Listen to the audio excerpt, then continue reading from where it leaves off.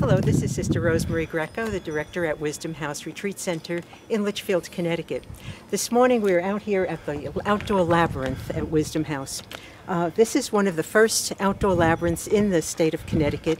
It was built here in 1997, and it was built under the inspiration of Sister Joanne Ionati, who's our art and spirituality coordinator. Joanne thought this would be a wonderful piece to have on our grounds to help people in their spiritual quest and in expressing the spirituality in various ways. A labyrinth is not coming out of any particular denomination. It's not Catholic or Jewish or Buddhist or Muslim, but it really does embrace all, so that people of all faiths and even no faith come here and walk the labyrinth to find the sense of the divine in their center as they walk to the actual center of the labyrinth. The labyrinth here at Wisdom House is a 7-circuit labyrinth coming from the Cretan design, which is from about 3,000 years before the Common Era. And it's 7 circuits that just meander and circulate and move into the center. The labyrinth is basically a symbol of life. It has twists and turns, and you have to just trust yourself or the God within you that each turn is still going to bring you to the goal for which your life was meant to reach. The labyrinth is walked here by many people, by children. We actually offer children's labyrinth walks where scout troops or children in grade school will come and we'll do a guided labyrinth walk with them. We've had elderly people, we've had people of all ages and all faiths.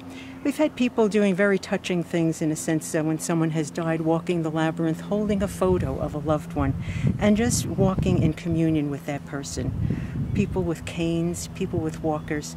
And as you observe this, it just kind of pulls you into the whole cycle of life, that we are all one, and this labyrinth, which is so simple, still carries so many mysteries with it. There is a tradition in Christianity where labyrinths were put into the church floors in some cathedrals in Europe, and that was done during the time of the Crusades, so that when people could not take a safe trip to a journey or a pilgrimage to Jerusalem, the labyrinth became a symbol of going to the center, a symbol of Jerusalem as the center, and they'd make the sacred pilgrimage in the church. Nowadays, these labyrinths are covered over with chairs and benches, and people will hardly know they're there. But the famous one is in the cathedral in Chartres in France. In the first year that we opened this in 1997, we estimated about 2,000 people came through and walked it because it was new, it was the first. Now people are putting them in their backyards, in churchyards. It was just wonderful to have a quiet space where it's okay to walk and be quiet and not feel that you have to socialize. And I think that's a real need today, to know that we can be quiet and just get a sense of who we are and get our feet grounded in the earth, which is what we love about this one. You really feel your connection with the earth and the environment, surrounded by trees, birds, sometimes, whatever nature is providing, it's there. We welcome people to come here. It's a simple but wonderful piece that really is a blessing on our grounds.